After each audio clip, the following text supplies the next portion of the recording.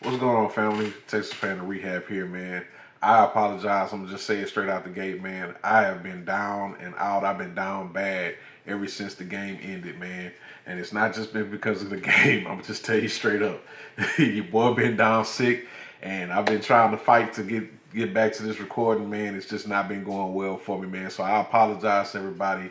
Who knew that it would take until the Browns was playing again before I'd be able to get behind this camera and record again. But I'm sure you can hear it. I'll try to battle through it, man. Try to just get through to the other side, man. But let's just cover this thing real quick and just, what I'm saying, let's bust right on through this thing. First and foremost, man, I want to just send a shout out to the cats that's in my ESPN Fantasy League. Um, man, I was on a steady path to get to the championship, and I took a mighty L, man. I lost by less than a half a point. I'm not bitter.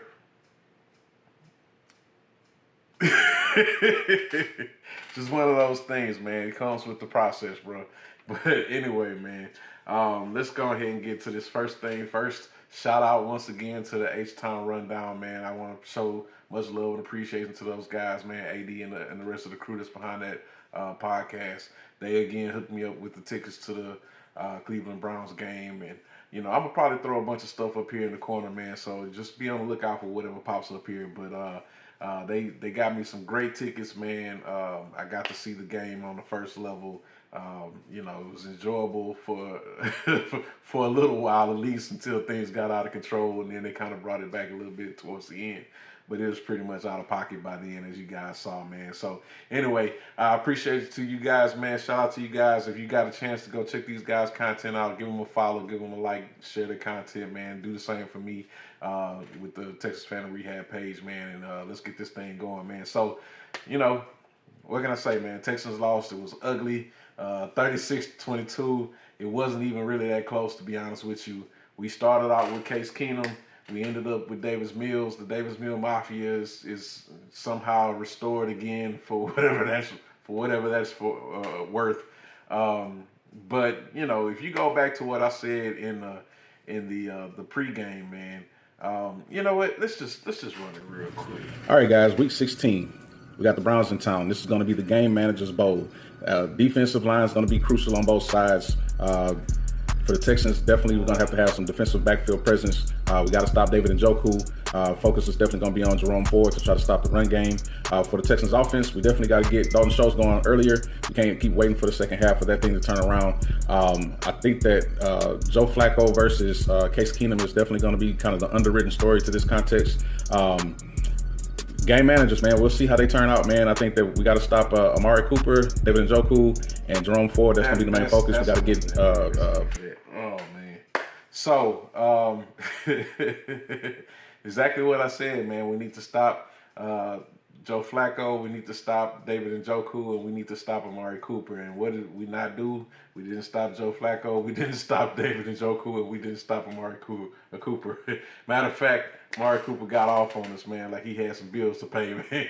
265 yards, a Browns record. I mean, come on, man. I don't understand how when we have these type of games where we got a bunch of cats that are injured, we got a bunch of things that are flawed in our game plan or whatever. Even with that, you would think that they pinch a bitch or something, show some heart, man. Like, but that's not what happened, man. I mean, we gave up another new grand total to Amari Cooper, and I'm sure Amari Cooper, Joe Flacco is going to be the AFC, player of the week or whatever, just like what's his name was, what's his face was with the Jets. You know what I'm saying? So it's incredible, man. We've seen this with the Jets. We've seen this now with the Browns. We saw this with the Falcons. I don't remember who got off with the Panthers or whatever, but like we've seen this story play out where these teams that are just kind of lesser squads. Now I'm not calling the Browns a lesser squad. Obviously they are a playoff contention squad, so much respect to them. But you've seen these different teams that we've played where guys just get off and they eat.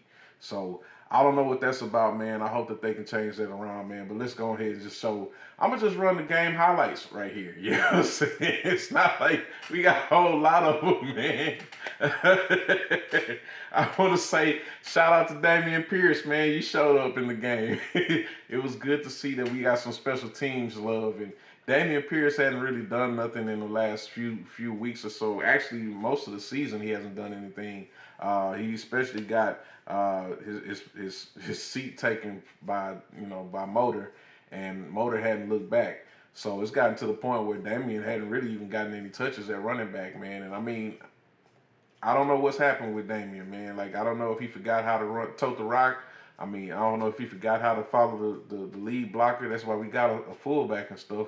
I don't know if he's just decided he's going to run into the hole regardless of who's in the hole. I don't know what's happened with this cat, man. But, I would love to see DP show himself back again. The true DP, we don't know if it was the guy last year, if it's the guy this year, because he was a rookie last year. And, he kind of came out of the blue last year, too. So, we got to figure out what's going on with this running game. We got to figure out, because Motor's on a 1-year contract, so we got to figure out what's going to be the result of him moving forward, if we're going to keep him or whatnot. It's going to be, I'm not really going to touch onto that right now because I'm trying to keep this short, but it's going to be interesting to see how they handle this in the offseason moving forward. I think we basically going to end up drafting a running back, man. But let's go ahead and jump into this other part of it, man. Yeah, like I said, wasn't much on the game highlights, man. That was pretty much it. We got a couple points late in the game, but really for the bulk of the game, the highlight was DP. So, I mean, and the saying, I'm not gonna really do the whole low lights part, man. I mean, we already covered Joe Flacco on what he did. We already know what Cooper did. So it's whatever, man. Let's just move on past that game, man. Let's just go ahead and move on past that game because it's really nothing really to talk about, man. But there are some exciting things to talk about moving forward, man. So first and foremost, man, I am excited that the Texans claimed our boy from way back when, who's probably on his last leg, but he still can lay some hat, man, coming downhill on those tackles, man. We got K-Jack back, man. Kareem Jackson, we picked him up after the Denver Broncos waived him. Last couple of games of the season, we definitely needed him. It was important that we get him to come in and kind of, backfill the position for us because Jimmy Ward hasn't been able to be healthy the last few weeks. I think Jimmy Ward's last great play was against the Denver Broncos to close that game out with that pick. But, we needed a guy to come in and step in and fill that safety role. And, Jalen Petrie, he's kind of just been hit or miss, very much hit more than miss. And then, we've had Steven Nelson to be out. We had Stingley to not be able to be out there to cover all the bases by himself. And so it's just been one of those things where we just need more pieces in the backfield. And so here we go. We have K-Jack coming in. And, if you remember, K-Jack got suspended earlier in the season because he was laying that hat a little too hard like the old school used to be. The old school tackles used to be. And, they don't allow for that anymore. So one thing that I guess I have to say, man, because we got to thinking about KJ on this return, on his second stint with the Texans, man. And I'm thinking about, other players that we've had a chance to possibly entertain in this offseason that, if we had to, a time machine and we can go back and look at, knowing if we knew then what we know now, right? Like we could look at the secondary and we could say, all of the issues that we had, this would be a good pickup for us to have K-Jack right now. But, we look at all the injuries we had on the defensive line. I mean, we had an opportunity to get Jadeveon Clowney. You know what I'm saying? I think even Jadeveon, I had in one of my videos in the past, Jadeveon was in town and he was working out. He was talking about the opportunity to possibly work out with the Texans. He's tearing it up in Baltimore, you know what I'm saying, on a playoff team. And then we also had, a chance to go back and maybe possibly pick up D-Hop. See what D-Hop was doing out there in Tennessee. Now, true enough, Tennessee is a lowly squad, but, it would have been a good look to see D-Hop in this situation now where we've had so many injuries to key wide receivers. I mean, with Tank Dell being out and with Nico Collins spending a lot of time out, I mean, even if he wasn't the first guy, it would have been great to have him be a good mentor or Somebody for the guys to learn from, body positioning, body control, all of those things, how to go up and go get the ball aggressively or whatever. Maybe he wouldn't help Tank, position for position, but just to have the experience in the locker room and all of that stuff there. But who knows what happened with that, man. But just, to see these guys, even though they're a little older in the tooth and they're still out there contributing and doing big things on the field, I applaud these guys for still staying on top of the game after all of this time, and especially UK Jack at 35. That's a really, really big deal, man. And so I want to just send a shout out one more time because, K-Jack's career was extended probably in the early part of his time with the Texans. When they switched him, originally he was drafted by the Texans as a cornerback. And I think it was discovered pretty early that he didn't have the quickness and the foot speed and maybe the hip swivel to keep up on the routes with a lot of the wide receivers that were faster and shiftier than him. I mean, because like once they caught up to his lane or where he was in his stance or whatever, once he got to where he had to start doing his backpedaling and start to try to keep up pace with him or whatever, he just couldn't do it. And it was just one of those things, man. He could be, hip for hip, but when the ball went up or whatever, they had that extra little burst that he didn't have.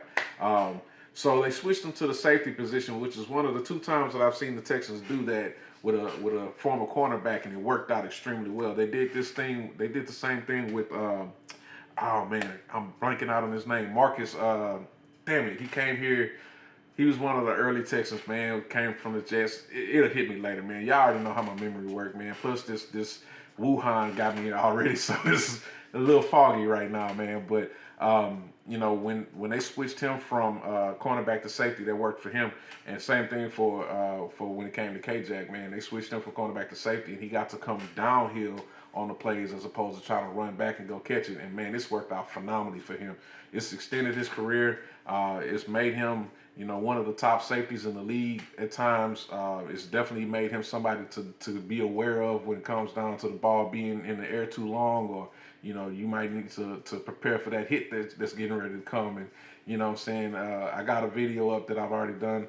Kind of shouting out K-Jack and welcoming him back with some of his highlight reel plays that he's had in the time that he was here previously. And so, check some of those out, man. It's pretty dope to see, man. And then the last and greatest bit of good news for the closeout of our season, for the last 2 games of our season, is the fact that C.J. Stroud is officially back. Yes, hallelujah. The savior is back. The franchise savior is back, man. So he's been down for the last few weeks with a concussion that we all have known about that. We saw how bad the concussion was that he sustained in MetLife Stadium in New Jersey. Of course, as bad as that was, there's speculation that he possibly had 1 or 2, prior to that just weren't caught or weren't analyzed properly or didn't get discovered. We don't know. We can't speculate on the severity of what he's had or has not had before. However, he did speak today. He said that he has had concussions in the past that he's dealt with, and so he's familiar with the process and all of that stuff there. But this was one of those that was significantly worse because it was basically like hitting his head on concrete. And that turf in MetLife needs to be addressed by the NFL. Y'all need to do something about that because it's already claimed too many bodies, man. I mean, Aaron Rodgers went down on the 4th play of the season, man. That's disgusting enough, man. They probably should have done something right then and there to try to make it happen. But needless to say, it didn't happen. But I'm glad that CJ is back. We got 2 games with him now. Hopefully we can protect him and keep him in good health. Hopefully he doesn't do anything that's going to jeopardize his health individually. He doesn't do anything that's going to jeopardize his health. And, man, if we get that old CJ back, man, the CJ that we've been seeing all season long, I would love it. I mean, we obviously need these last 2 games to have, to hold on to any opportunity that we can to make it to the playoffs. I don't believe we have the tiebreakers in our hands at this point anymore. So we really need some help from Jacksonville or the Colts to try to, see if they're gonna maybe lose one. That's kind of in our favor right now because Jacksonville, Trevor Lawrence has a shoulder, AC sprain in his shoulder. The Colts have a number of different injuries and things that are going on. So we have something. We obviously have a ton of injuries on our team as well, but we've been working through that and around that.